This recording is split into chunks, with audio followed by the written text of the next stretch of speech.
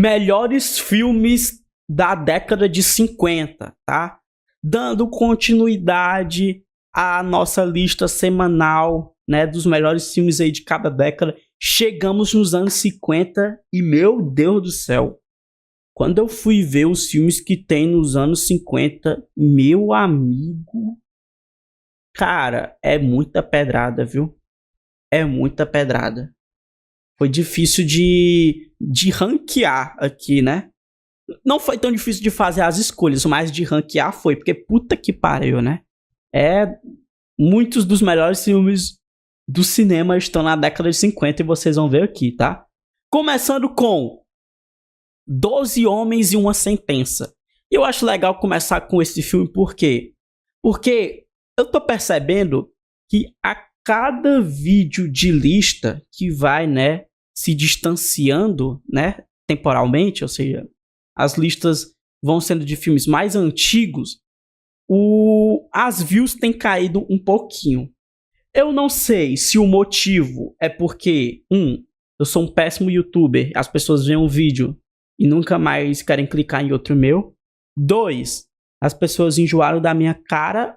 Ou 3, que eu acho que seja o motivo 3, apesar também de não duvidar dos 2 primeiros, que as pessoas têm menos interesse por cinema antigo, né? Claro que aqui dentro do meu canal, né, tem uma comunidade que assiste muito filme antigo.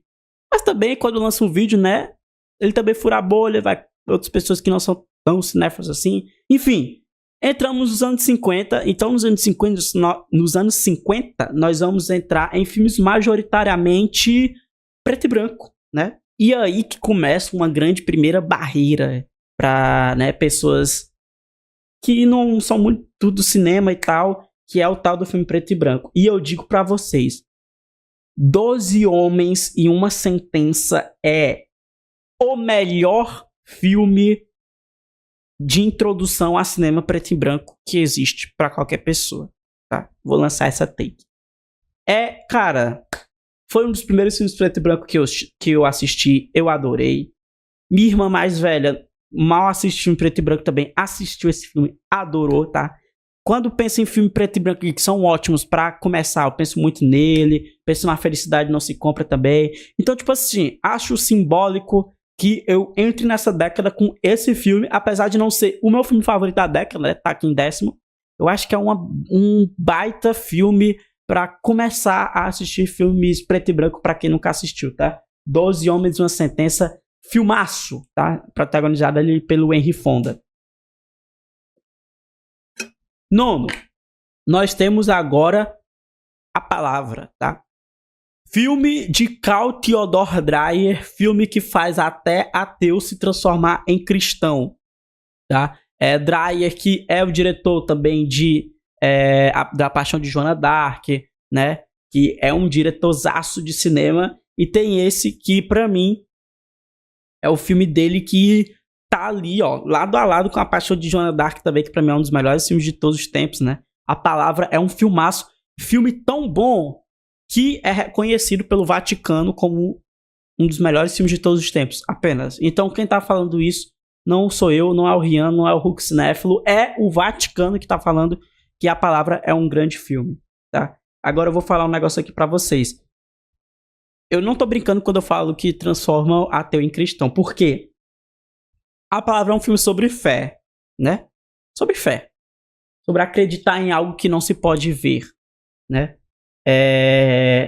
A palavra consegue transformar o milagre, cara, em algo palpável. Eu acho isso muito doido. Veja o filme. Veja. Chegue no final. Veja a cena final daquele filme. Vê se aquilo não é inacreditável. Eu que não tenho... né? Eu não tenho, assim, religião. Quando eu vi aquele final, eu fiquei tipo, porra, que é isso? Um milagre foi registrado pela câmera. Aconteceu um milagre. Carl Theodor Dreyer acabou de filmar um milagre. É nesse nível.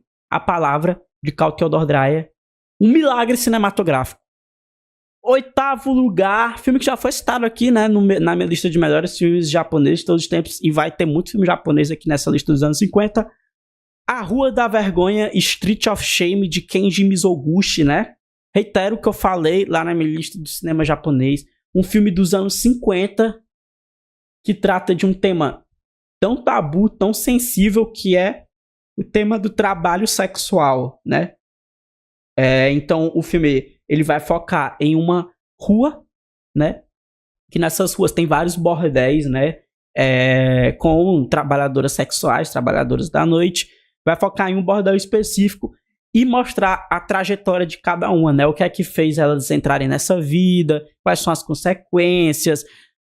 Só que é tudo feito de forma muito honesta. Eu acho incrível. Ele humaniza muito, né? Essas personagens. Não humaniza, né? Ele mostra que elas são seres humanos, mostra que elas também, enfim, têm desejos, têm interesses, também não é algo muito preto no branco. Cara, filme incrível a forma como ele trabalha com essas trabalhadoras sexuais aí, filmaço do Mizoguchi. Agora temos um Ozu, Crepúsculo em Tóquio. Eu acho que quando eu fiz a minha lista de melhores filmes do cinema japonês, eu ainda não tinha assistido Crepúsculo em Tóquio, né? Tóquio Twilight. Eu não sei se entraria no top 10, mas eu falei lá, né, que Pai e Filha é meu filme favorito do Ozu, continua sendo, mas esse daqui é tão bom quanto, tá? Esse daqui é o filme do Ozu que eu vi até hoje mais brutal. Porque, primeiro, ele é um filme mais posterior, né? Ele é um filme... É um dos... Quase o Ozu no fim da carreira. Se eu não me engano, se eu não estiver enganado. E, cara, o que eu gosto muito nesse filme é como ele é muito real. Como ele trabalha com esse núcleo familiar. E aí, ele é um núcleo familiar maior que o de pai e filha, por exemplo, que era só um pai e uma filha, né? Aqui ele vai trabalhar com um pai e duas irmãs. E eu acho muito forte como ele mostra como essas pessoas, elas possuem inúmeros defeitos, né? Como as relações familiares ali, elas são atravessadas por muita violência.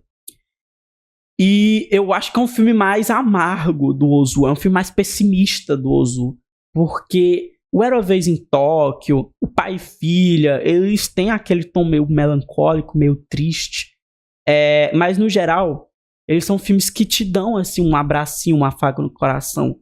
Agora, Crepúsculo em Tóquio, irmão, é pedrada, é voadora atrás de voadora, tá ligado? É cada coisa triste que acontece nesse filme e é foda, sabe? É foda, puta merda. Um dos melhores dramas familiares que eu já assisti, Crepúsculo em Tóquio, do Ozu, mestre. Janela Indiscreta, já estamos em qual posição? Peraí, 10º, 9º, 8º, 7º, 6º. Janela Indiscreta de Alfred Hitchcock, tá? E aí, irmão, já vou dar aqui já vou falar aqui a real pra vocês. Esse daqui vai ser o único filme do Hitchcock que vai ter na minha lista. Então, sim, não vai ter aquele outro filme lá do Hitchcock, ou outro que vocês estão pensando. O meu filme favorito do Hitchcock é Janela Indiscreta, um dos melhores filmes dos anos 50, tá? O Hitchcock, ele adora trabalhar com essa coisa do olhar, né? Então, dentro dos anos 50, a gente tem o próprio Vértigo. Trabalha muito essa questão do olhar, do voyeurismo. O meu favorito, particularmente, dele nesse tema ainda é Janela Indiscreta, assim. Eu acho incrível. Aquele começo do filme que ele já estabelece ali a limitação pro personagem do James Stewart, né? Que ele tá com a perna quebrada. Ou seja, ele não pode fazer nada nesse mundo. Ele não pode interferir nesse mundo. Ele só interfere no mundo olhando pro mundo, né? Então, cara, esse filme é cinema, tá? É a experiência do que é ser um espectador cinematográfico, né? O filme, ele já está disposto pra gente, né? A gente não pode alterar o filme. O filme não é um videogame que a gente vai jogando, fazendo o nosso percurso, não. O filme já tá roteirizado, já tá gravado. A gente, enquanto espectador, não tem como mudar o rumo daquilo. James Stewart é isso. A gente é o James Stewart é a gente. Ele não pode se locomover e tudo que acontecer, ele será apenas um espectador. Filmaço, Janela Indiscreta, filme sobre cinema puro, tá? Um dos meus favoritos aí, dos anos 50. Quinto lugar, Onde Começa o Inferno. Também conhecido como Rio Bravo, mas que é muito mais foda falar. Onde Começa o Inferno. Porque nós adoramos né, as traduções, as localizações de filmes de faroeste, né? Eu amo demais. Rio Bravo, filme do Howard Hawks.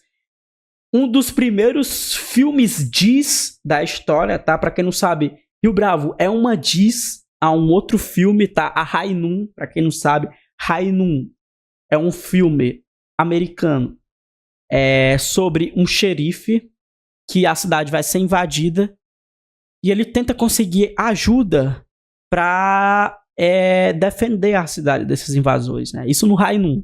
Só que ele não consegue ajuda, né? Ele vai atrás da população da cidade, de outros ex-xerifes, vai atrás de várias pessoas e as pessoas não querem ajudar ele. Não, faz isso sozinho, eu não vou me meter nisso aí, não. High Noon é um filme que foi uma puta crítica a um faroeste clássico e aos Estados Unidos. Essa percepção dos Estados Unidos, que é o mito fundador dos Estados Unidos, tá? E eu acho que o faroeste, ele trabalha muito com o mito fundador dos Estados Unidos. E não foi por nada que o faroeste foi o gênero, o formato de filme mais popular dos Estados Unidos por muito tempo, tá? O mito fundador dos Estados Unidos, ele se baseia em 2 pilares, né? A expansão pro oeste, né? Que aí o faroeste vai trabalhar isso também.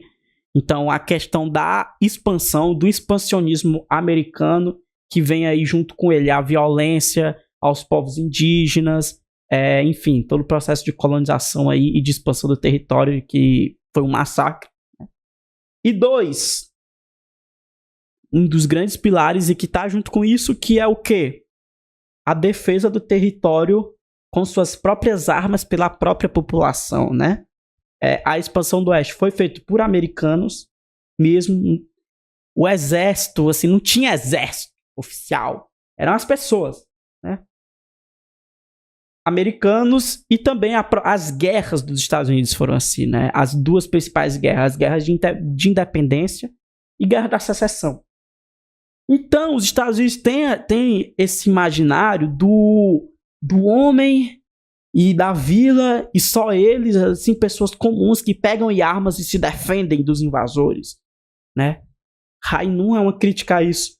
Onde começa o inferno, ele retorna a isso, e de uma forma muito idealizada. Esse filme é um filme bastante conservador, ideologicamente falando. Então, os americanos, os brancos, eles se juntam com os mexicanos no filme, né? Pra se defenderem dos invasores, pra se defenderem do ladrão. É um filme bem ideal, né? Que mostra um pouco de tipo, olha só, This is America, que é a terra da liberdade, e aqui as pessoas, né, de diferentes etnias, elas podem conviver juntos. Enfim, é um filme que é ideologicamente conservador. Lembra quando eu falei que dá pra você gostar de um filme quando você discorda ideologicamente?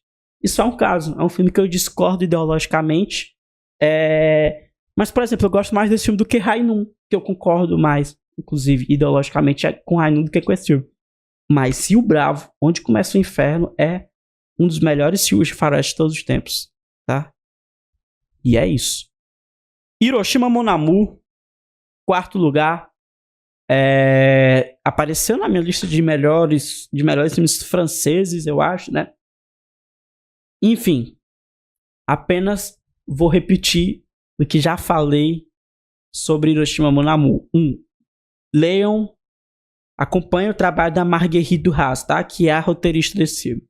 Roteirizou esse filme e também tem filmes dirigidos por ela, né? Ela fez India Song, fez Leon Atlantique, enfim. É uma diretora, também escritora, e escreveu, por exemplo, um livraço que é O Amante, tá? Hiroshima Mon Amour é um filme que é muito carregado pelo traço autoral da escrita da Marguerite Duras, mas que é dirigido perfeitamente pelo Alain Resnais. Então, tipo assim, pra mim é um combo que faz desse um dos melhores filmes de todos, assim. E sempre falo também, pra mim, talvez o filme mais bem iluminado do cinema preto e branco que eu já vi. Puta merda, adoro a iluminação desse filme.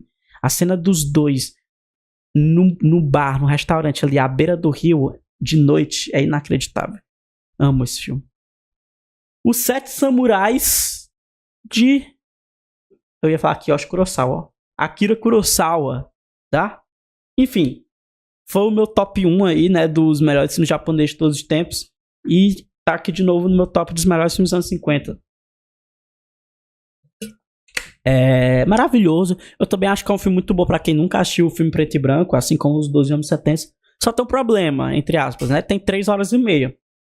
Então, pra quem não tá muito habituado com isso, pode ser um empecilho, mas eu vi esse filme com as minhas irmãs, por exemplo. Eu tenho amigos que não são tão cinéfilos, que já acham esse filme e que adoram. É 3 horas e meia que passa, ó, muito rápido, muito rápido. Filme com uma dinâmica pra época muito rápida, sabe? Adoro esse filme. Toda a estrutura dele, do Toshiro Mifune, e convocando os 7 samurais, né? E conhecendo eles pra no final ter a grande batalha. Filmaço, tá? Os 7 samurais. Segundo lugar, Rio Zona Norte, né? Que a gente tem, né? Olha como a década de 50 é pesada. Os 7 samurais em terceiro lugar, que foi o meu primeiro lugar na minha lista de melhores filmes japoneses de todos os tempos.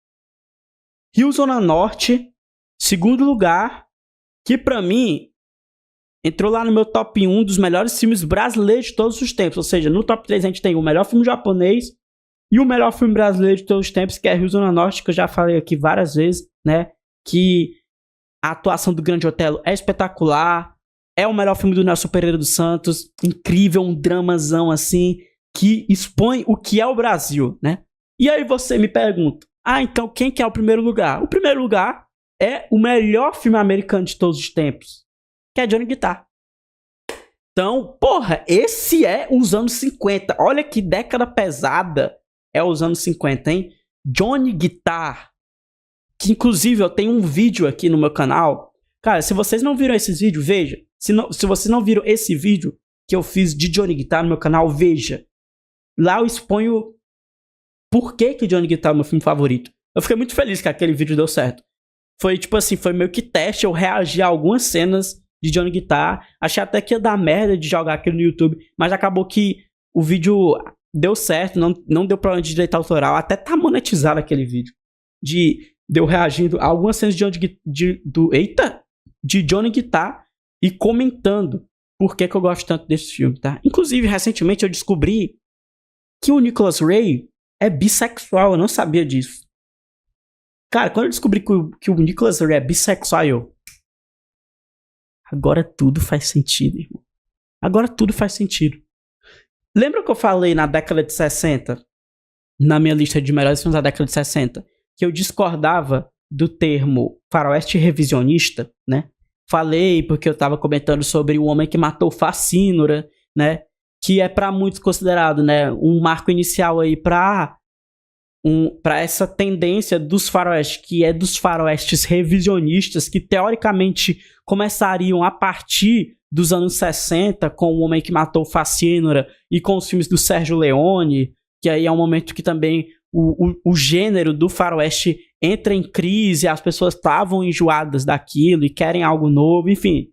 Aí, ó, Johnny Guitar é um daqueles filmes que eu falei, cara, não tem como existir faroeste, não tem como essa coisa do faroeste revisionista ter começado nos anos 60, porque tem inúmeros exemplos de filmes de faroeste dos anos 50, dos anos 40, até dos anos 30, que já problematizam o gênero, já viram o gênero do avesso. Johnny Guitar é isso. Nos anos 50, tá? Filme protagonizado por uma mulher, Joan Crawford, que a vilã é uma mulher, as duas personagens principais do filme são mulheres, tá? Filme que é considerado aí um marco do cinema feminista, do cinema queer, tá? Porque é um filme que comenta muito sobre performance de gênero, um filme muito camp. Cara, tá aí. É um exemplo que eu falo. E tem outros filmes também que trabalham com isso. Rancho Notórios, do Fritz Lang, é um faroeste dos anos 40, que também é protagonizado por uma mulher, sabe? Enfim, cara, faroeste é um gênero riquíssimo.